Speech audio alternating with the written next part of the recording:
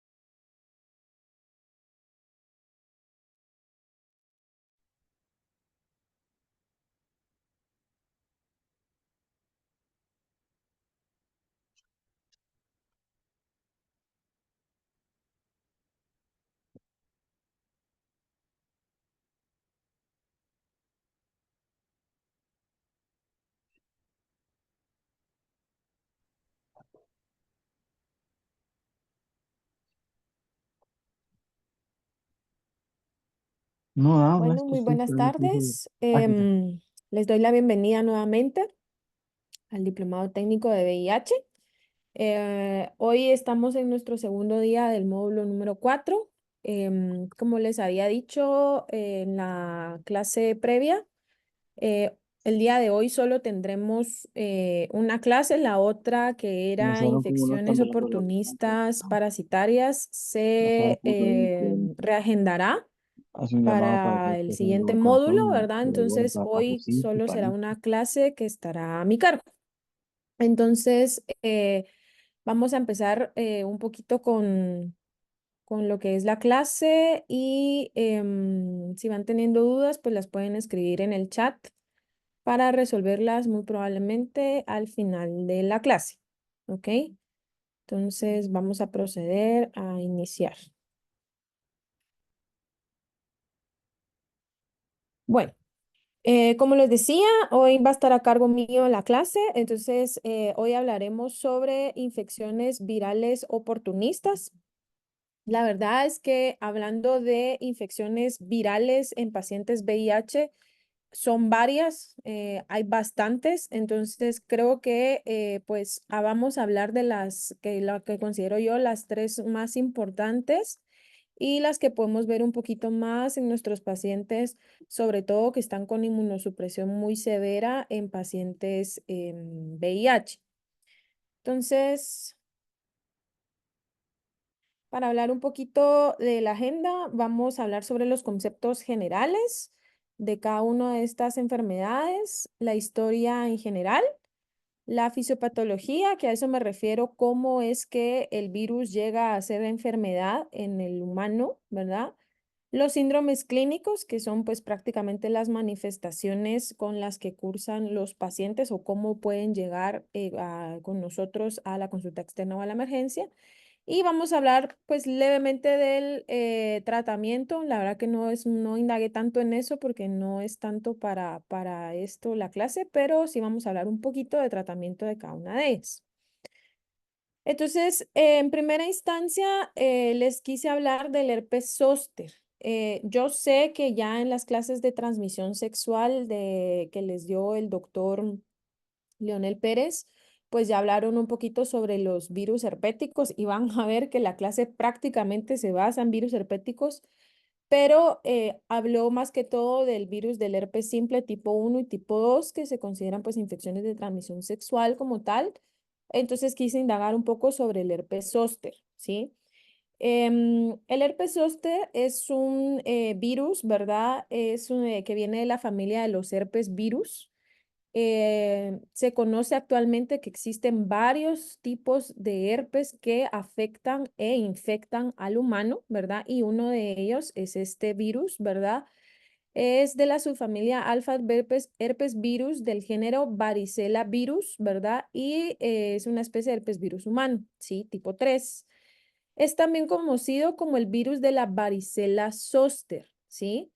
Su material genético, eso es decir, de qué está hecho sus genes y todo esto, el virus es un material genético de tipo ADN, ¿verdad?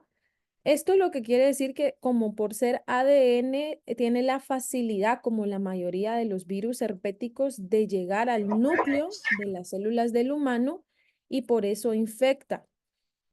También es importante saber que el material de tipo ADN, muchas veces estos virus lo que hacen es que se quedan como un virus latente. ¿Esto qué quiere decir? Los pacientes por lo general o cualquier humano que llegue a tener varicela zoster, ¿verdad? Infección por este virus, ¿verdad? Entonces puede tener una infección por el virus, la resuelve, ¿verdad? Pero el virus no se logra eliminar en su totalidad y se queda en el cuerpo de forma permanente. Entonces, se queda de forma permanente, pero inactivo. Por eso ya no sigue produciendo infección. Entonces, se queda inactivo porque el cuerpo humano es capaz de controlarlo. Las defensas son capaces de controlar al virus y lo dejan inactivo. Sin embargo, esa latencia, ese virus inactivo que se queda latente en el cuerpo humano, tiene la capacidad de que si el humano tiene disminución de sus defensas, o sea, de sus CD4, como pasa en el VIH, este virus se puede reactivar y producir una infección nueva, ¿sí? Entonces, por lo general, cuando hablamos de herpes zóster, lo que ocurrió primariamente es que algún paciente o el humano, ¿verdad? Tuvo primariamente, puede ser en su niñez, en su adolescencia o en su adultez, una infección por varicela. Muchos de nosotros ya nos ha dado varicela, ¿verdad? Es un cuadro en el que sabemos que hay ampollitas, ¿verdad? Hay lesiones a nivel de piel y entonces el niño o el adolescente o el adulto se cura de la varicela y pues ahí no pasa más, ¿sí? Sin embargo, este virus de la varicela se queda en el cuerpo humano, ¿verdad? Y por lo general no nos vuelve a dar varicela otra vez, sino cuando se bajan las defensas por situaciones como, por ejemplo, el VIH, ¿sí? Que se bajan las defensas, los CD4, entonces se reactiva el virus, pero no produciendo una varicela nueva, sino lo que produce la manifestación clínica es un herpes zóster, que es parecido, pero no es lo mismo que una varicela. Entonces, el herpes zóster viene la palabra de hace mucho tiempo, ¿verdad? De las palabras griegas. Estas son las dos palabras griegas que fue denominada así la enfermedad por estas dos palabras griegas, que la primera, la traducción en español es reptar, ¿verdad? O reptil, ¿sí? Y la segunda palabra, que es zóster, ¿verdad? En la traducción en español es cinturón, ¿sí? ¿Por qué se le denominó a esta enfermedad herpes zóster? ¿Sí? Es prácticamente porque produce unas lesiones muy parecidas, ¿verdad? A la piel de los reptiles. Si ven ahí de su lado izquierdo hay una imagen, ¿verdad? Donde está la piel del reptil, ¿verdad? Y entonces esto en su momento a quien descubrió y quienes fueron los científicos que fueron viendo estas enfermedades, les pareció muy parecida a las manifestaciones clínicas de esta enfermedad a la piel de un reptil, ¿sí? Y lo otro característico es que el herpes zóster, a diferencia de la varicela, que la varicela cuando nos da o han visto a niños que les da, aparece diseminada en la carita, puede aparecer en el tórax, en los miembros superiores, en los miembros inferiores, aparece pues en muchas partes del cuerpo. En el herpes zóster suele aparecer en un área específica y aparece en cinturón, ¿sí? Entonces, ya sea, por ejemplo, en espalda, aparece como en forma de un cinturón, en abdomen como en forma de un cinturón, en cuello como en forma de un cinturón. Entonces, es ahí que se le denominó a la enfermedad como herpes zóster, de estas palabras griegas, que pues esta es la traducción. Entonces, los primeros indicios de que la varicela y el herpes zóster estaban causados por el mismo virus se observaron a principios del siglo XX. Anterior a eso, pues se pensaba que eran virus diferentes, ¿verdad? Que eran dos enfermedades tal vez diferentes, pero después vieron que había una asociación entre ellos dos. Fue hasta la década de 1940 que la enfermedad, pues en un inicio se consideraba que era una enfermedad benigna. Se pensaba que era una como especie de varicela, ¿verdad? Pero pues que era, no pasaba más, que no tenía complicaciones y pensaban pues que hasta ahí pasaba con el herpes zóster. Sin embargo, fue hasta 1942 que se reconoció que el herpes zóster sí podía dar enfermedad grave y sobre todo más en adultos que en niños y que por lo general la enfermedad grave se daba más en personas con más edad, o sea, a más edad el herpes zóster era más complicado de tratar. Fue en 1950 que ya se asoció que en los pacientes o en los individuos que estaban inmunocomprometidos, no en ese entonces, pues obviamente no había VIH, pero habían otras inmunosupresiones como diabetes, habían enfermedades autoinmunes y mostraron que los pacientes que les daba herpes, ¿verdad? Y que tenían alguna inmunosupresión, ¿verdad? O sea, su sistema inmune estaba debilitado, cursaban con una enfermedad más agresiva. Entonces, cuando hablamos de herpes zóster, el herpes zóster van a ver que no es estrictamente una enfermedad de VIH, ¿sí? Sin embargo, pues ya muchos de nosotros pudimos haber cursado con un herpes zóster, ¿verdad? Uno de cada tres pacientes, de cada tres personas desarrollan herpes zóster en su vida. Entonces es algo que no precisamente necesito ser diabético o inmunocomprometido para que en algún momento me dé herpes. ¿Por qué? Porque el estrés también genera esa baja de defensas y podría en algún momento de mi vida tener herpes zóster. Dos de cada tres casos, ¿verdad? Se producen en personas mayores de 50 años. Entonces era lo que hablaban, ¿verdad? Que a más edad hay más presencia de herpes. Pero viendo ya de por sí VIH, el riesgo de desarrollar herpes zóster es 3 veces mayor en personas que viven con VIH a comparación en personas que no viven con VIH. Entonces, por eso es tan importante saber y conocer de esta enfermedad. ¿Qué factores de riesgo existen para llegar a desarrollar herpes zóster? Bueno, como les decía, el tener alguna otra enfermedad, o sea, comorbilidades, ¿verdad? Como diabetes, enfermedad obstructiva pulmonar, en pacientes renales crónicos, en pacientes que tienen artritis, enfermedades autoinmunes, pues obviamente tienen más riesgo de desarrollar la enfermedad. En pacientes que tienen más de 50 años, también en pacientes que padecen de estrés psicológico podrían en algún momento llegar a tener herpes, ¿verdad? Y algo que miramos bastante es en pacientes inmunosupresos con cáncer y VIH y sobre todo en pacientes VIH que tienen menos de 200 CD4, ¿sí? Entonces, en aquellos que tienen menos de 200 CD4 es más común verlo. ¿Cómo se transmite el herpes zóster? Bueno, al igual que la varicela, ¿verdad? Es por contacto directo, ¿sí? Entonces, ustedes han visto o probablemente ya han tenido contacto con de algún niño, ¿verdad? Con varicela y ven que de repente sale alguien en el colegio y se le pega al compañerito que es su mejor amigo. Entonces, esto es lo mismo que pasa con el herpes zóster.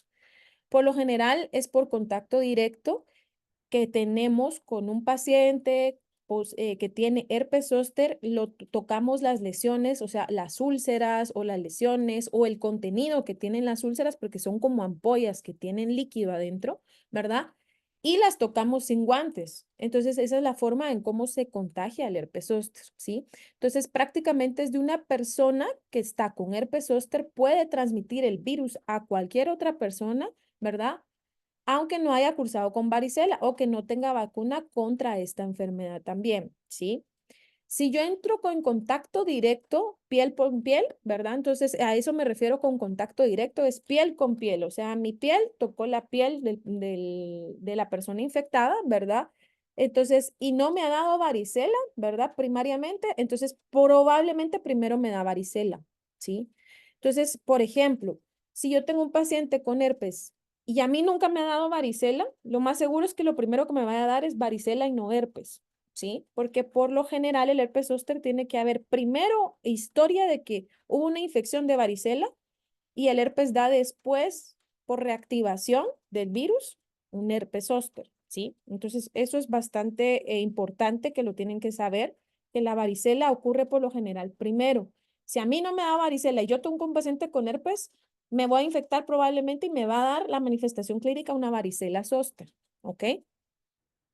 Entonces, los síntomas iniciales que van a tener estos pacientes, pues primero hay una sensación de hormigueo o dolor en un área de piel, en el área de la piel puede haber dolor de cabeza, fiebre y malestar general, ¿sí? Entonces, son síntomas muy inespecíficos, pero algo que sí es bien peculiar cuando empiezan a aparecer las lesiones o aún no han aparecido, es esa sensación de hormigueo o como de dolorcito, ¿verdad? Donde va a empezar a aparecer las lesiones. Muchas veces estas afecciones o este dolor o este hormigueo aparece incluso antes de presentar las ampollas o las lesiones en piel. Después ya viene la erupción cutánea, ¿sí? Entonces, ¿a qué me refiero con una erupción cutánea? Es un sarpullido rojo, ¿verdad? A un lado del cuerpo, ¿verdad? Como lo se ve en el dibujito o en la cara puede ser también, que por lo general va en franja, o sea, en cinturón. Primariamente van a ver ustedes como granitos, o sea, se ven como granitos, ¿verdad? Y uno dice, ay, son barritos, espinillas, ¿verdad? No suele asumir que es un herpes, ¿verdad? Pero luego estos granitos rápidamente se convierten en ampollas, ¿sí? Luego, posteriormente, hay dolor, ¿verdad?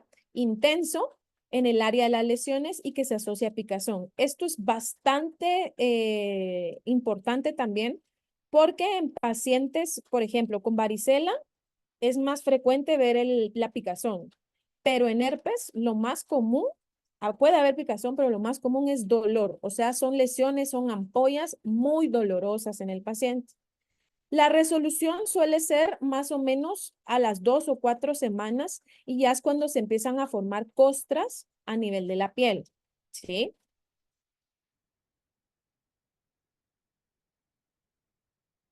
Entonces, aquí vemos un recuadro, ¿verdad? De cómo son las manifestaciones clínicas y cómo van apareciendo. Si se dan cuenta, pues aquí les puse 5 pasos, ¿verdad? O más o menos 5 áreas de lesión y cómo se van viendo las lesiones con el transcurso del tiempo, ¿ok? Entonces, en la primera fotita correspondería a lo que se ve primariamente en un paciente, ¿sí?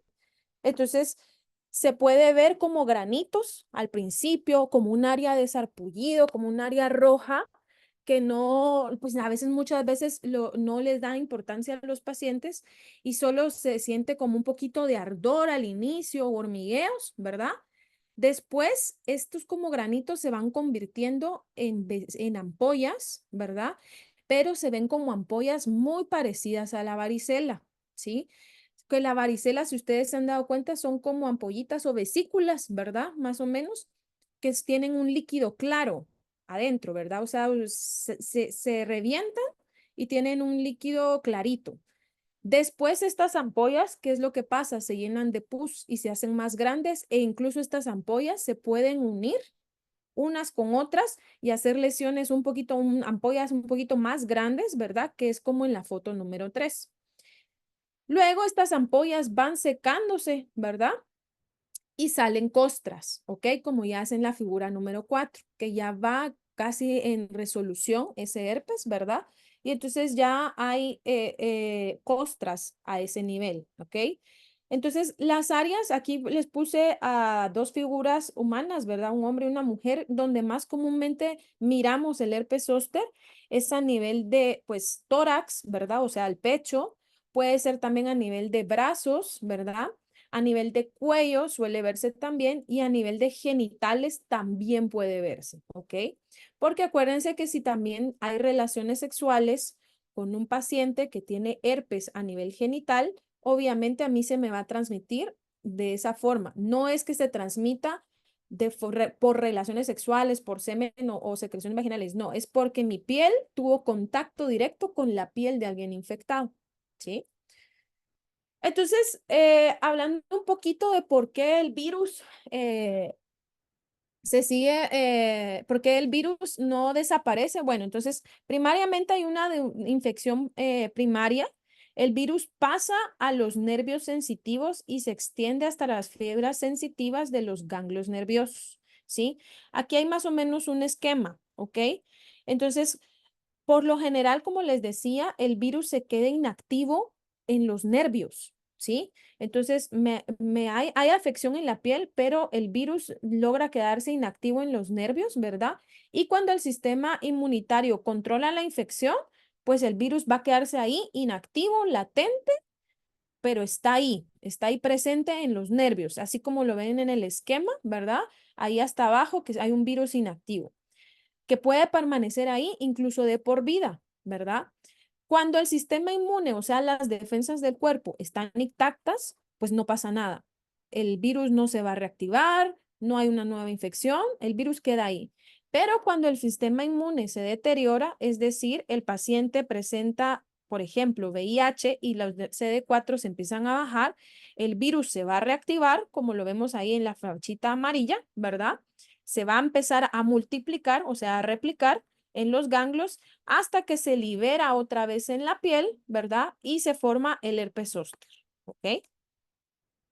Entonces, aquí vemos pues cómo pasa a un adulto, cómo puede llegar de varicela a herpes, ¿verdad? Entonces, de niño o adolescente me dio varicela. El virus de la varicela zóster se queda en los ganglios, ¿verdad? Ahí alojado, se queda inactivo, ¿verdad? Porque mi sistema inmune pues no está debilitado, se queda ahí activo ¿Y qué es lo que pasa? Cuando el virus de la varicela zoster se reactiva, viaja a lo largo de todo lo que son los nervios hasta llegar a la piel y entonces ahí ya se forma un dolor, ¿verdad? Y empiezan a aparecer las ampollas, ¿sí? Entonces, esa es prácticamente cómo evoluciona el virus de estar inactivo a activarse y presentarse en piel. El diagnóstico es clínico, por lo general se hace con médicos que conocen de la enfermedad, que hayan visto herpes, ¿verdad? Entonces, yo veo las lesiones y son típicas, son clásicas de herpes, entonces, por lo general es clínico. Sin embargo, también hay metodologías que me pueden servir para hacer diagnóstico como la PCR, que la PCR, ya hemos venido hablando que qué es una PCR, ¿verdad? Que es una detección del material genético del virus, ¿verdad? Y que se puede hacer en líquido cefalorraquídeo, ¿verdad? Que es el líquido que está en el cerebro, ¿verdad? Se puede hacer en sangre y también se puede sacar un poquito de ese líquido de las vesículas y hacer una PCR. Sin embargo, eso es algo que no hacemos comúnmente si solo es un herpes en piel, ¿verdad? Entonces, por lo general no solemos hacer, pero si estamos sospechando que el paciente pueda tener una complicación a nivel del cerebro, entonces aquí ya hacemos una punción lumbar, ¿verdad? Que es puncionar a nivel de la columna para sacar un poquito de líquido, lo mandamos a estudiar para ver si hay presencia de este virus, ¿sí? Y el cultivo viral que también existe, sin embargo, esto es algo que ya casi no se hace, ¿verdad? Porque es algo muy costoso y tarda mucho y también es muy difícil de obtener el virus propiamente de las lesiones. Entonces es algo que ya no se hace, que no lo hacemos rutinariamente y que si se dan cuenta en la mayoría de hospitales, tanto tercer mundo, primer mundo, en todos los hospitales, esto no se hace, ¿sí? Ya no se hace. El tratamiento está indicado para pacientes pues que tienen arriba de 50 años, que tienen erupciones o dolor moderado o severo, ¿verdad? O que el herpes zóster tiene pues afección de bastantes dermatomas. También cuando hay afección ocular, porque el herpes puede presentarse también en cara, ¿verdad? Entonces, cuando se presenta en cara, pues puede incluso afectar también ojos, entonces esto es importante. O también en pacientes que tienen lesiones de herpes, pero se sobreinfectan las lesiones con una bacteria. Entonces a estos pacientes también hay que iniciarles tratamiento y obviamente a todos los pacientes inmunocomprometidos. VIH, posttransplantados, pacientes con enfermedades autoinmunes, diabéticos mal controlados, ¿sí? Entonces, todos estos pacientes que tienen sus defensas bajitas, pues obviamente hay que darles tratamiento. En casos severos, esto no es algo para que estudien como tal mucho, ¿verdad? Pero se da aciclovir. Las dosis no es algo que vayamos a preguntar nosotros en el examen, pero tal vez sí el medicamento que damos. Entonces, en casos severos damos aciclovir y por lo general son de 7 a 14 días que damos. En casos moderados podemos dar valanciclovir, que son 7 días. Estos son terapias intravenosas y si el paciente está hospitalizado por alguna condición que es muy severo su herpes, pues por lo general usamos tratamiento intravenoso, sea en la vena.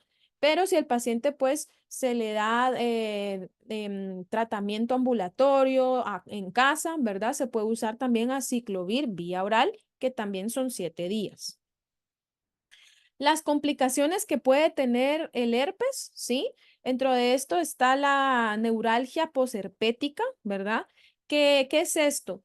Es un tipo de dolor crónico intenso, en muchos casos incapacitante, que puede persistir desde meses hasta años y es la complicación más frecuente que miramos después de haber tenido una infección por herpes. Entonces, esto sí es bien importante. ¿Por qué? Porque el paciente puede ser que le dé el evento de herpes y después de eso decirnos, doctora, pero es que fíjese que yo sigo con dolor. Doctora, y a mí el ardor no se me quita. ¿Y cuándo se me va a quitar? Esto es porque acuérdense que el herpes afecta directamente los nervios que están dentro de la piel. Entonces, esta neuralgia, ¿verdad? Puede permanecer de meses o incluso hay pacientes que hasta más de 6 meses o años y siguen teniendo el dolor, un dolor crónico, ¿ok? También está la neuralgia posherpes zóster oftálmico. Esto quiere decir después de que da una infección a nivel de ojos, ¿verdad? que es una complicación que afecta al ojo y que puede provocar incluso hasta pérdida de la visión, y esto se da hasta entre 10 al 20% de los pacientes. Entonces, cuando tenemos un paciente con herpes facial y que está afectando ojito, sí es bien importante tratarlo de forma temprana y correcta para evitar que lleguen a estas complicaciones. Y también tenemos la encefalitis y la meningitis. Varios de nuestros pacientes que ingresan con herpes severo, VIH, que por lo general presentan herpes a nivel facial, ¿verdad? Son pacientes que vienen con alteración de la conciencia, vienen confusos, vienen desorientados. Entonces, en estos pacientes siempre hay que sospechar que este virus también se fue al cerebro, al líquido cefalorraquídeo, y entonces puedan tener algo que se conoce como encefalitis o meningitis, que es la infección a ese nivel. Ocurre no tan común, pero sí en 0.5 hasta 0.5% de los casos, y nosotros sí hemos tenido varios pacientes con esto, ¿verdad? Este es un paciente que no es precisamente herpes, pero es varicela, pero para que vean que sí, a veces se puede confundir mucho, ¿verdad? Fue un paciente que tuvimos hospitalizado, ¿verdad? Se los quise traer porque si se dan cuenta, las lesiones son diseminadas, son en todo el cuerpo, no van en cinturón como es en el herpes, ¿verdad? Pero en el herpes zóster, perdón, pero este paciente, como tenía mucha afección a nivel de cara, cerca de oídos y estaba un poco confuso al ingreso, pues decidimos realizarle una punción lumbar. Y en la punción lumbar, pues, oh sorpresa, salió el virus de varicela zóster. O sea, este paciente tenía una varicela, pues, en piel, ¿verdad? Y tenía también una encefalitis por varicela zóster, ¿ok? Entonces, este paciente, cuando llegó con nosotros, por la sospecha de los doctores en la emergencia, cuando vieron una varicela tan diseminada y tan complicada, lo primero que pensaron es, este paciente adulto tiene una varicela tan diseminada, está confuso, pueda que tenga a nivel del cerebro, lo más seguro es que este paciente tenga alguna situación que le está bajando sus defensas. Entonces solicitaron la prueba de VIH y pues salió VIH positivo. Entonces, si se dan cuenta, pues es algo que sí miramos en nuestros pacientes. Bueno, ahora les voy a hablar de otro. Esta no es una infección propiamente, pero sí se da por una infección de un virus, ¿verdad? Que es el sarcoma de Kaposi. El sarcoma de Kaposi como tal no es una infección oportunista, pero sí es una neoplasia oportunista, sí es una neoplasia que está asociada a SIDA, ¿sí? Es una neoplasia definitoria de SIDA. Entonces se las quise traer porque también es provocada primariamente por una infección por el virus del herpes 8. Entonces, ¿quién lo produce, verdad? Es el virus del herpes 8, o también conocido como virus asociado a sarcoma de Kaposi, ¿verdad? Es un virus herpético de la familia Herpesviridae, ¿verdad? De la subfamilia Gamma herpes virus tipo 2, y es el virus herpético número 8, ¿sí? Este es un virus envuelto que tiene un núcleo, ¿verdad? Y su genoma, si se dan cuenta, al igual que el de la varicela, es también de tipo ADN, solo que este tiene dos cadenas de ADN. Como les decía, el virus del herpes 8, ¿verdad? Está asociado a sarcoma de Kaposi, y por eso van a encontrar mucha literatura que también se le conoce como virus asociado al sarcoma de Kaposi. Es más, ya casi nadie lo conoce como virus del herpes 8, ¿verdad? Aunque sea el 8, pero se conoce como virus asociado a sarcoma de Kaposi. Este es el virus herpético más recientemente descubierto, y sí se ha visto que se elevan hasta 500 veces las tasas entre las personas que viven con VIH que la población en general. O sea, que la infección por virus del herpes 8 es mucho, mucho más común en pacientes VIH que no VIH. La prevalencia a nivel mundial se ha estimado entre 2 al 8%, pero con el advenimiento del VIH, cuando se empezó a ver lo que el VIH y a estos pacientes, se vio que el sarcoma de Kaposi se volvió más frecuente, ¿sí? Antes mirábamos sarcoma de Kaposi, ¿verdad? Antes de la década de los 80, pero se miraba en población del Mediterráneo, en población hombres arriba de 60 años, o sea, era una población totalmente diferente en donde se miraba este virus, ¿verdad? Sin embargo, con el VIH se empezó a ver que este virus se empezó a dar en pacientes hombres más jóvenes, ¿sí? Y en regiones donde incluso antes no se daba.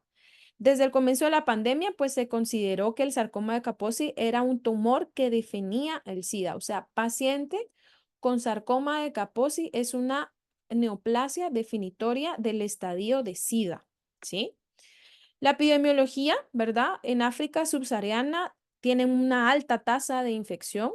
Hasta el 50% de la población se encuentra infectada, pero en Estados Unidos y en Europa del Norte es de aproximadamente el 5%. En los Estados Unidos, sobre todo, se ha visto entre 15 a 20% que los hombres VIH negativos, pues ese es el porcentaje que la pueden presentar, pero en hombres que son VIH positivos suelen subir hasta 40% el que tengan esta infección. Entonces, algo importante, ¿verdad? Es que los pacientes se ven sobre todo en hombres que tienen sexo con hombres, ¿sí? Esto es algo mucho más común, entonces es algo que es muy importante de recordar. Es un virus linfotrópico, ¿eso qué quiere decir? Es un virus que tiene predilección por los linfocitos, que son las células blancas que tenemos nosotros en nuestro cuerpo, o los glóbulos blancos que ustedes han oído, ¿sí? Entonces, es un virus que se va a alojar a los glóbulos blancos. Tiene la habilidad de infectar a las células humanas, o sea, al humano, ¿verdad? Por lo general estamos hablando que el virus del herpes 8 asociado a sarcoma de Kaposi solo infecta a humanos, ¿ok? Y actúa de manera similar a los oncogenes. ¿Qué es eso? Los oncogenes son genes que tienen el potencial de causar cáncer, ¿sí? Entonces, es un virus que tiene esa capacidad de producir cáncer y el sarcoma de Kaposi es una especie de cáncer, ¿sí? La patogenia, bueno, pues hablando del virus del sarcoma de Kaposi, como les decía, está bien adaptado al humano y como la mayoría de virus herpéticos, ¿verdad? Se encuentra latente en el cuerpo. O sea, puede ser que el paciente se infectó, ¿verdad? Se infectó con el virus del herpes 8, ¿verdad? Se quedó latente el virus del herpes 8 y cuando vino un bajón de sus linfocitos CD4, ahí se activó, ¿verdad? El virus y empezó a producir manifestaciones clínicas de cáncer, ¿ok? Entonces, esto es bien importante. La transmisión. Este predominantemente es a través del contacto sexual entre hombres que tienen sexo con hombres. Por eso esta es la población comúnmente más afectada, ¿sí? Les soy sincera, yo nunca he visto a una mujer con sarcoma de Kaposi, ¿sí? La mayoría de nuestros pacientes, pues son pacientes HCH. El riesgo más alto, pues obviamente, son aquellos hombres que tienen un mayor número de parejas sexuales y que han tenido incluso otras infecciones de transmisión sexual. La saliva es un factor importante entre las dos vías de transmisión, ¿sí? Entonces ahora se considera también que pudiese estar relacionada la saliva cuando hay sexo oral, ¿verdad? Entonces es importante tomarlo en cuenta en esta población. Y las transfusiones de sangre, bueno, se ha hablado o hay teorías de que podría transmitirse por sangre, sin embargo, pues actualmente no conocemos algún caso que se haya transmitido de esa forma, ¿verdad? Y que también los bancos de sangre no cuentan con pruebas de tamizaje para hacer sarcoma de Kaposi o virus del herpes 8, perdón. Las manifestaciones clínicas, bueno, un paciente cuando se infecta, pues sufre primariamente una infección, ¿verdad? Que por lo general suele ser asintomática. O sea, el paciente se infecta con este virus, pero no, pues no presenta mayores síntomas, puede presentar algunos síntomas leves como fatiga, una erupción cutánea, ¿verdad? Localizada. Linfadenopatías nos referimos con ganglios agrandados, ¿verdad? De tamaño, pero hasta ahí. O sea, no hay mayor manifestación clínica. En pacientes que tienen VIH avanzado y VIH con CD4 por debajo de 200 CD4, sí podría pasar esa infección primaria a una infección severa y grave, muy rápidamente, ¿ok? Entonces, lo que les decía, la primera manifestación o tal vez la más importante es el sarcoma de Kaposi. El sarcoma de Kaposi, como les explicaba, es una neoplasia, o sea, le llamamos un tipo de cáncer, ¿verdad? Que se da sobre todo en piel, pero no quiere decir que sea solo ahí, ¿verdad? La principal manifestación es a nivel de piel y de mucosa oral e incluso de ojitos, ¿verdad? Pero suele ser un cáncer muy diferente a los otros, involucra piel. Las lesiones por lo general suelen aparecer placas primero o nódulos y suelen aparecer primero color violáceo o color, sí, como color violáceo, ¿verdad? Y esto sucede porque este virus afecta sobre todo a nivel de vasos sanguíneos. Entonces hay un aumento en la proliferación de vasos sanguíneos y por eso se ven como color violeta las manifestaciones en piel, ¿sí?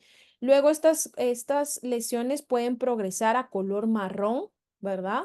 Entonces, pero primariamente se ven como color violáceo. El diagnóstico, ¿cómo se hace? El diagnóstico, bueno, primero uno lo sospecha clínicamente, el médico que pues tal vez ya tiene un mayor expertise en ver este tipo de lesiones porque no es fácil diagnosticar. Sospecha que pueda tener un sarcoma Kaposi y lo que tiene que hacer para confirmar es tomar un pedacito de piel, o sea, una biopsia y mandarla a estudiar, ¿sí? Entonces, mandarle a hacer estudios especiales a nivel de microscopio en patología para hacer diagnóstico y ver si encuentran lesiones sugestivas del virus del herpes, ¿sí? Aquí vemos manifestaciones clínicas, ¿verdad? Miramos aquí en el labio, ¿verdad? Inferior, superior, perdón. Y entonces miramos en la mucosa oral de encías, ¿verdad? Cómo hay afección. Y si se dan cuenta, se ven esas lesiones grandes, pero color violáceo. En ojito, aquí del lado derecho, superior, ¿verdad? Que también vemos. Aquí del lado izquierdo, inferior, ya es un caso mucho más grave. Ya aquí ya se ven marrón, si se dan cuenta, y probablemente aquí estas lesiones ya no solo es perdón, ya no solo es virus del herpes 8, sino aquí probablemente ya está sobreinfectado con alguna bacteria, ¿ok?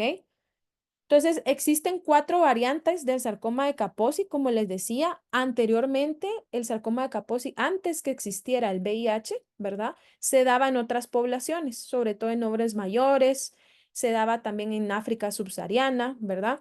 Pero desde que vino el VIH, la que más miramos, y por eso se los puse con flechita roja, es la epidémica, el sarcoma de Kaposi epidémico, ¿verdad? Que es en pacientes VIH, hombres que tienen sexo con hombres y por lo general suele ser muy agresivo, puede afectar tanto piel como el tracto gastrointestinal, pulmón y algunos otros órganos, ¿ok? Comúnmente vamos a ver lesiones a nivel de cara, nariz, miembros inferiores e incluso genitales. Otra que existe que también se puede ver actualmente es la iatrogenia, porque ahora entre más pacientes tenemos con trasplantes, por ejemplo, de riñón, trasplantes de médula, trasplantes de pulmón, trasplantes de hígado. Yo sé que todo eso no se hace en Guatemala, pero sí el de riñón se hace. Siempre hay que tener cuidado a ver si no se presenta algún sarcoma de Kaposi. Pero como les decía, el que más miramos es el asociado al VIH y que se conoce como sarcoma de Kaposi epidémico, ¿sí? El sarcoma de Kaposi cutáneo, como les decía, ¿verdad? Es la manifestación clínica más frecuente. Generalmente empiezan en los miembros inferiores y luego se disemina, ¿verdad? O sea, es decir, se riega a otras partes del cuerpo.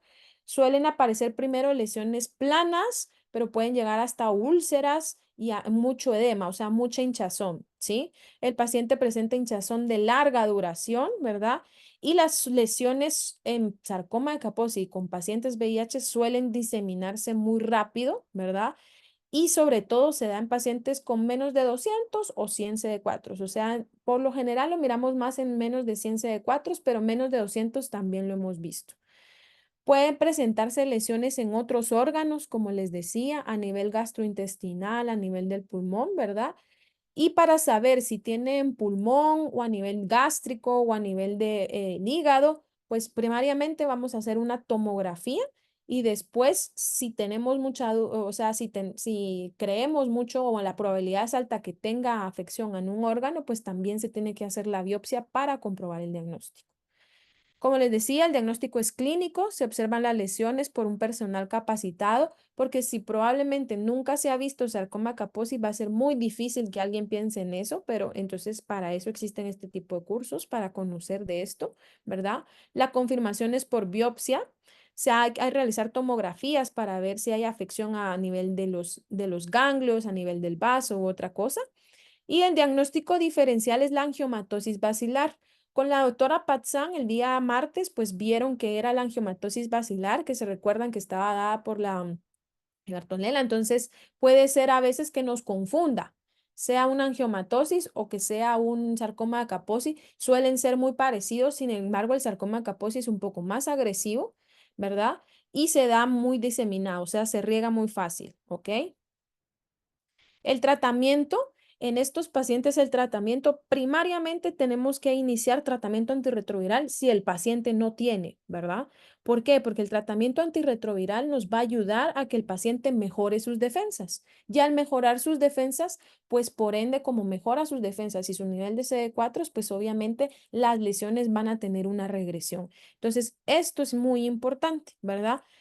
Y pues también hay que dar terapia dirigida. Lamentablemente en el sarcoma de Kaposi no es que haya una curación como tal, sino lo que esperamos es que no progrese y que las lesiones ya existentes sanen, ¿ok? Entonces, muchas de estas veces, si son muy pocas lesiones, pues a veces solo con la terapia antirretroviral basta, pero si ya hay varias lesiones, pues sí damos quimioterapia porque se trata como un cáncer, ¿sí? Porque prácticamente es una neoplasia, es un cáncer. Entonces, se trata con diferentes quimioterapias que aquí les puse, ¿verdad? Las antraciclinas, el plaquitaxel y la aminoreblidina, ¿verdad? Como les decía, hay que dar terapia antirretroviral, ¿verdad? Sin embargo, sí hemos tenido que hay pacientes que probablemente llegan a la consulta externa, ¿verdad? Les descubrimos que el paciente tiene VIH y probablemente el paciente ya tenía el virus del herpes 8 ahí latente, estaba pues escondidito y cuando iniciamos tratamiento antirretroviral se desenmascara la enfermedad y empiezan a aparecer lesiones. Eso también puede pasar. Si pasa esto, no hay que quitar el tratamiento antirretroviral. Hay que continuarlo, ¿verdad? El tratamiento antirretroviral y ver si progresan las lesiones muy de forma muy agresiva o descontrolada, pues hay que dar quimioterapia también tratando como un cáncer, como lo que es, ¿verdad? Un cáncer. Entonces, como les decía, todos los pacientes deberían iniciar terapia antirretroviral cuando tienen sarcoma de Kaposi, ¿verdad? Entonces, por lo general debe estar basada en inhibidores de integrasa, que eso vamos a ver más adelante los tipos de antirretrovirales que hay, ¿verdad? Y el objetivo, les decía, no era erradicar, sino controlar que ya no siga progresando la enfermedad. Y pues podemos dar también citotóxicos, que esos son quimioterapias, ¿verdad? Si no hay tanta respuesta. El número de quimioterapias en un paciente va a depender la evolución clínica del paciente, es decir, si no hay nuevas lesiones, si las lesiones que habían van a la mejoría, de eso depende mucho la quimioterapia.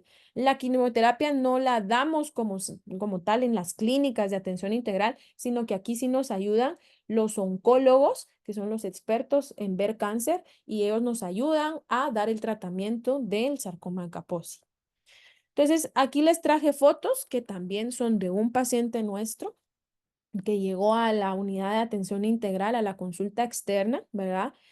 Es un paciente joven, masculino, ¿verdad? También HCH, ¿verdad? Que él venía de otra clínica de atención integral del interior del país, ¿sí? Entonces, él la verdad es que solo se le hizo diagnóstico, pero nunca empezó tratamiento en la otra clínica, sino solo se hizo diagnóstico y pues ya no tuvo tratamiento. Él ya no quiso acudir por vergüenza, ¿verdad? A su diagnóstico en la clínica. Sin embargo, pues estas lesiones él refería que habían empezado en miembros inferiores, pero habían empezado como unos lunarcitos cafés, decía él, unas lesiones cafés a nivel del tobillo y a nivel de la pantorrilla de solo un miembro inferior, o sea, de solo una piernita. No le prestó importancia, luego fue viendo que las lesiones se siguieron dando, ¿verdad? Que ya no aparecieron solo en una pierna, sino que ya aparecieron en la otra pierna. Empezó a ver que se empezaron a hinchar sus piernas. Si se dan cuenta, ¿te acuerdan que yo les dije que se acompañaba mucho de hinchazón? Entonces se acompañó de hinchazón y entonces aquí fue donde él empezó a consultar más o menos, estamos hablando de unos 4 meses antes de llegar con nosotros. Y pues médicos por lo privado pues lo habían visto y como no sabían su contexto de que el paciente era un paciente VIH positivo, pues tal vez por eso nunca pensaron en un sarcoma de Kaposi. Y empezaron a pensar que era una infección, perdón, que era una enfermedad de las venas. Y lo empezaron a tratar con enfermedad para las venas, como una insuficiencia venosa. Sin embargo, pues estas lesiones siguieron progresando, no hubo mejoría. Si se dan cuenta ahí donde están las gasitas, hay unos parches amarillos porque ya empezó a salir su secreción amarilla como pus, ¿verdad? Y ya empezaron otras lesiones a nivel, ya estamos hablando de tórax, ¿verdad? Y unas en cuello. Entonces aquí fue cuando ya decidió venir a Guatemala y pues consultó ya con nosotros y pues al verlo estas fueron las primeras imágenes, ¿verdad? Cuando lo vimos en en la unidad de atención integral, lo primero que se pensó es que podía ser un sarcoma de Kaposi y también se pensó en una angiomatosis basilar que pudiese ser el diagnóstico diferencial. Se ingresó, se empezó a manejar, se le hicieron biopsias de la piel, ¿verdad? Se quitó un pedacito de esas lesiones de la piel y se mandó a estudiar. Y pues evidentemente en el resultado de la biopsia salió que el paciente tenía un sarcoma de Kaposi. Lamentablemente, pues este paciente se le inició tratamiento con quimioterapia porque si se dan cuenta son lesiones muy progresivas, son lesiones que pues están diseminadas, ¿verdad? Se sospechaba que también tuviera a nivel del pulmón el paciente la afección y también a nivel del hígado porque tenía su hígado agrandado, entonces estábamos pensando, yo lo tuve en el servicio, que también tuviera afección a nivel de los órganos. Se le inició su primer ciclo de quimioterapia, sin embargo, posteriormente el paciente pues se deterioró, bajaron más sus defensas, bajaron sus glóbulos blancos, bajaron sus plaquetas, entró en estado de choque y pues lamentablemente falleció, ¿verdad? No quiere decir que esto pase siempre con nuestros pacientes. Él ya era un sarcoma de Kaposi muy avanzado. Entonces nosotros hemos tenido pacientes que de repente llegan solo con 2, 3 lesiones, hacemos diagnóstico y estamos a tiempo y ahí están, ¿sí? Con su tratamiento con quimioterapia, resuelven después de 4 ciclos y pues ya no se vuelve a activar la enfermedad y sobre todo dar terapia antirretroviral arriba y llegar hasta arriba de 200 CD4 sería lo ideal en estos pacientes, pero pues este ya era un sarcoma Kaposi muy avanzado. Y luego ya para ir finalizando les voy a hablar sobre citomegalovirus, ¿sí? Que este es también otro virus herpético, viene de la familia Herpes viridae, de la subfamilia Beta herpes virus y del género Cytomegalovirus. Este herpes virus humano, ¿verdad? Es el número 5. Si se han dado cuenta, pues cada virus tiene un número designado, ¿verdad? Pero se les llama con nombre propio y este se llama Cytomegalovirus, pero es el herpes humano 5. Este es el virus más grande de todos los virus herpéticos y también, pues si se dan cuenta, como la mayoría de los herpes virus, tienen un material genético de ADN, también de doble cadena, ¿sí?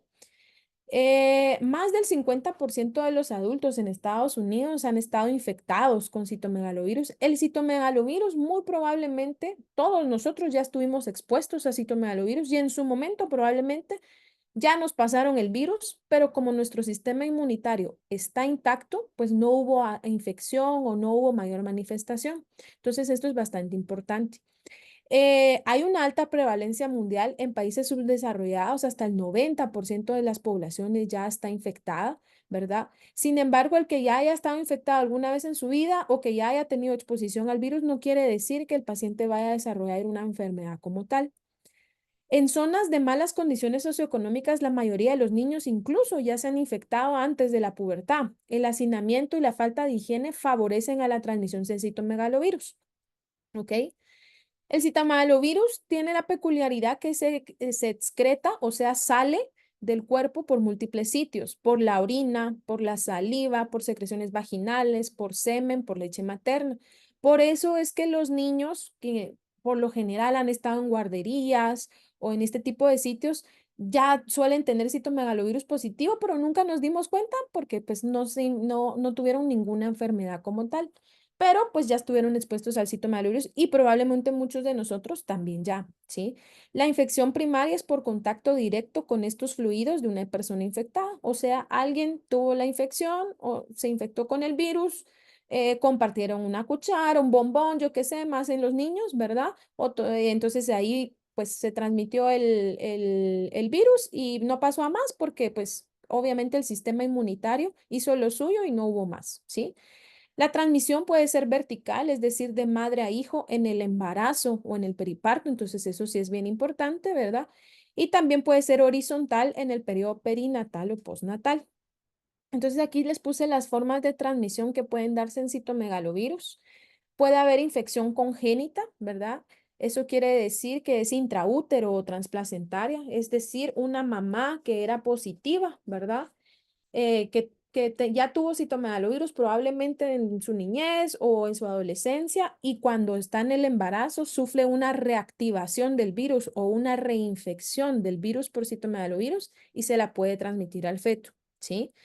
Infección perinatal, cuando hay sobre todo partos a nivel vaginal, contacto con secreciones genitales de la madre durante el parto o por lactancia materna. Esto es muy difícil de que se dé, pero podría pasar. La infección postnatal, que esta es muy común, ¿verdad? Entonces, la saliva, que es lo que se que considera o la teoría que hay que entre niños se transmiten de esa forma, ¿verdad? Y dudoso que aún no se sabe a ciencia cierta si se transmite o no por semen y secreciones vaginales, ¿verdad? Se considera que sí podría ser más que todo en pacientes HCH y por transfusiones y trasplantes, como les había indicado. La infección diseminada por el virus del herpes simple es común en pacientes, perdón, por virus del citomegalovirus es común en pacientes VIH-Sida y las vías de entrada suelen ser por el epitelio genitourinario, es decir, por los genitales y la orina, ¿verdad? El tracto digestivo superior, el tracto respiratorio y en el feto, ¿verdad? Cuando es de madre a hijo.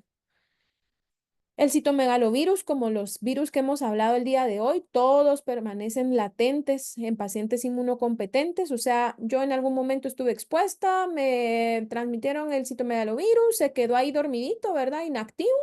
Y pues dependiendo de mis defensas, si se bajan por una condición existente, como por ejemplo el VIH, entonces aquí ya no puede controlar las defensas o mi sistema inmune al virus y entonces ya se reactiva y produce una infección. Entonces, si el paciente VIH tiene niveles adecuados de CD4 y tiene tratamiento antirretroviral, muy improbable, ¿verdad? Que le dé citomegalovirus, pero no quiere decir que, no es, que es imposible, porque hemos tenido pacientes incluso con 150 CD4, con 200 y que les ha dado alguna manifestación por citomegalovirus. No es imposible, pero es menos probable. Los síndromes clínicos, puede haber un síndrome viral y una enfermedad invasiva. Al síndrome viral no me refiero con una infección primaria, ¿sí? La infección primaria es cuando tenemos la primera vez la exposición al virus. Suele ser sin síntomas por lo general o puede cursar con algo muy general como ganglios inflamados, como tonsilitis, como una faringitis incluso, ¿verdad? O sea, me duele la garganta y pues yo pienso que es una gripita o una infección de garganta y de repente fue un CMV y pues de ahí no pasa. Fiebre arriba de 38 grados podría ser, elevación de las pruebas hepáticas también podría ser, no ocurre en todos, es menos usual, ¿verdad? Y plaquetas también podrían estar disminuidas por debajo de 100.000, pero es algo que es muy difícil de encontrar, es muy difícil de diagnosticar porque esto lo puede dar muchas otras cosas.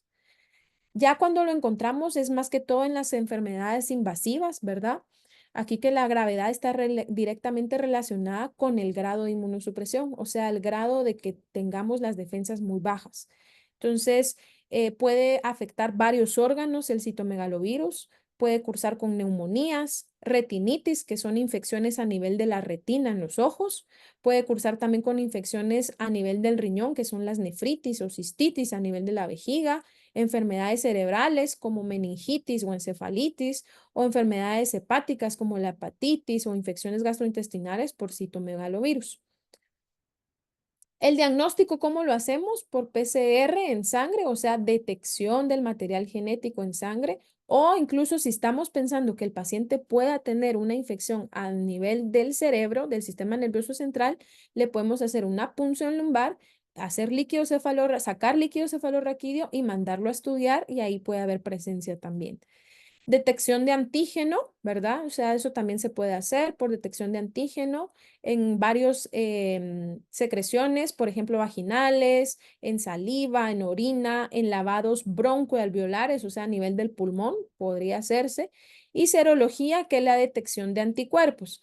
Pero se recuerdan que cuando hablaron de anticuerpos, como las pruebas, son pruebas indirectas.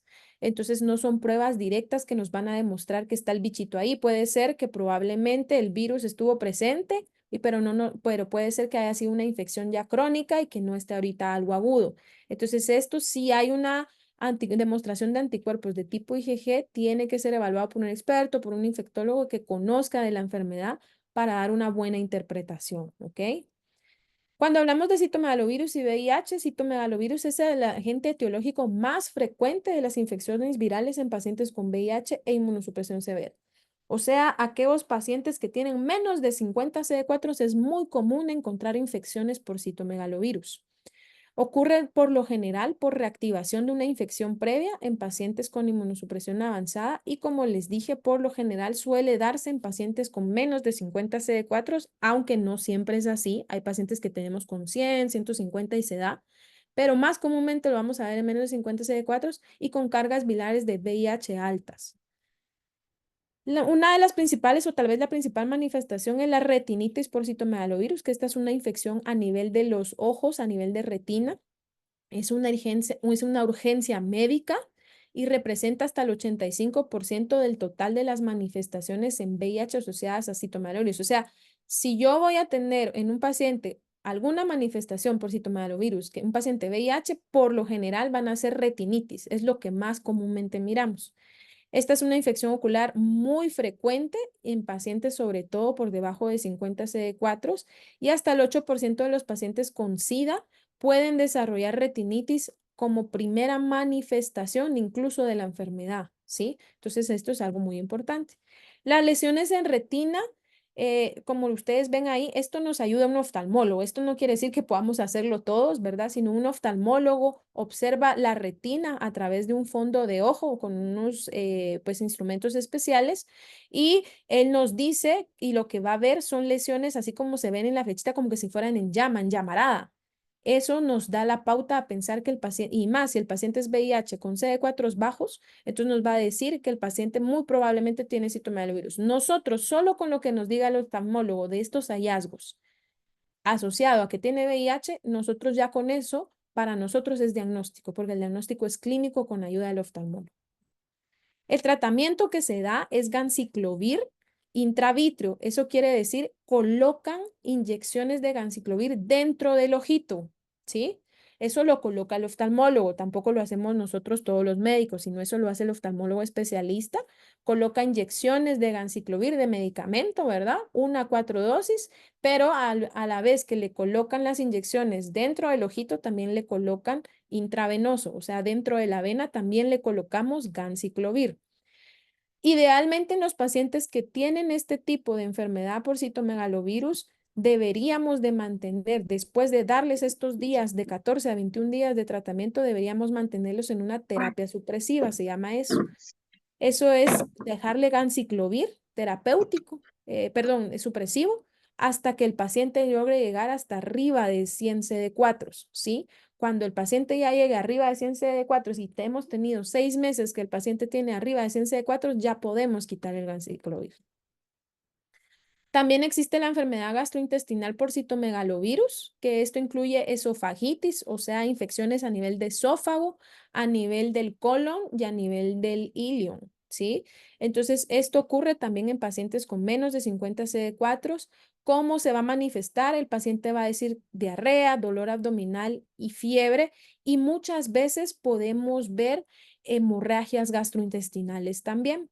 ¿Por qué? Porque el citomegalovirus puede provocar úlceras a nivel del esófago, a nivel del estómago, a nivel del intestino y estas úlceras pueden sangrar. Entonces, eso también es una característica importante de la enfermedad gastrointestinal.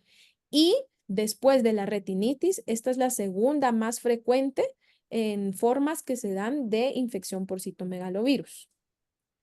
Se requiere, como les decía, estudios de biopsia aquí y una endoscopía. Entonces, cuando tenemos sospecha en el paciente, pedimos a un gastroenterólogo que nos haga una endoscopía, que son como la imagen de abajo derecha, ¿verdad?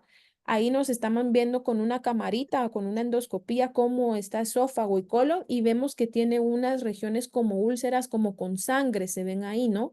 Esas pues, son úlceras que podrían ser de origen infeccioso. Entonces, lo que hacen los gastroenterólogos es que toman una biopsia de esas lesiones, de esas úlceras, las mandan a estudiar y ya si en microscopio o en PCR salen positivas, pues ya hacemos diagnóstico de citomegalovirus, ¿verdad? Y ya les damos tratamiento. Una complicación que puede tener un paciente no tratado o que esté sí, con mucha afección de citomegalovirus a nivel del intestino es perforaciones del intestino. Es muy poco frecuente, pero se puede perforar el intestino, ¿sí? Tratamiento también es el mismo, ganciclovir, te dan la venita, ¿verdad? No hay necesario que se aprendan la dosis, solo que es ganciclovir y se da por lo general cada 12 horas, ¿verdad?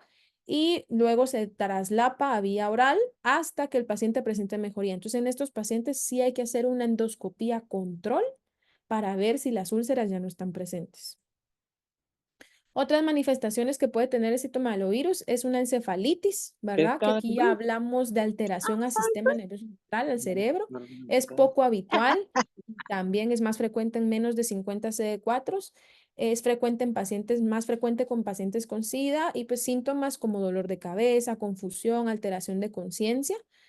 Se manifiestan como una meningitis a veces o como encefalitis y también las neumonitis por citomegalovirus, que es una neumonía por el virus, ¿verdad? Que es poco frecuente, también es de muy difícil diagnóstico. Los síntomas son muy generales como disnea, tos y fiebre. Puede haber disminución del oxígeno también, ¿verdad? Entonces, el diagnóstico muchas veces pensamos en que pueda ser neumonía por neumocistis jirovecii, que esta es una oportunista muy importante en pacientes, pero cuando iniciamos tratamiento para neumocistis jirovecii y el paciente no mejora en 7, 10 días, bueno, en 7 días, ya pensamos en que pueda ser por citomegalovirus. Entonces, prácticamente el diagnóstico lo hacemos por descarte, ¿verdad? Y estas ambas enfermedades, la encefalitis y la neumonitis, tienen alta mortalidad en el paciente, o sea, fallecen muchos, el paciente fallece, ¿verdad? Porque son enfermedades muy graves. Ok, entonces eso era lo que les tenía para el día de hoy. No sé si hay preguntas,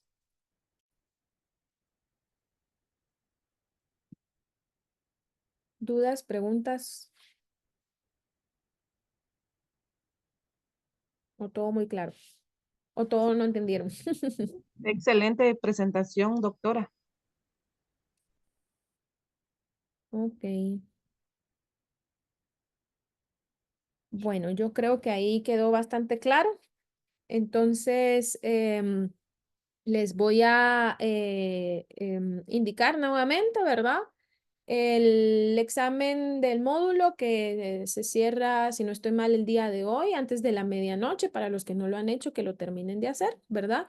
Y el examen parcial que estará habilitado a partir del día de mañana en horario de la tarde para el día hasta el día domingo, ¿sí? La otra clase que tenían prevista para el día de hoy, que era la del doctor Leonel Pérez, se va a reprogramar para el módulo 5, pero para el segundo día del módulo 5, ¿ok? Entonces, esa clase entrará en el siguiente parcial, no en este, para que no estudien toxoplasma o parasitarias, porque eso no va a entrar. Va a entrar, pues, solo lo que hemos visto, ¿ok? Que pasen feliz noche y éxitos en su examen parcial.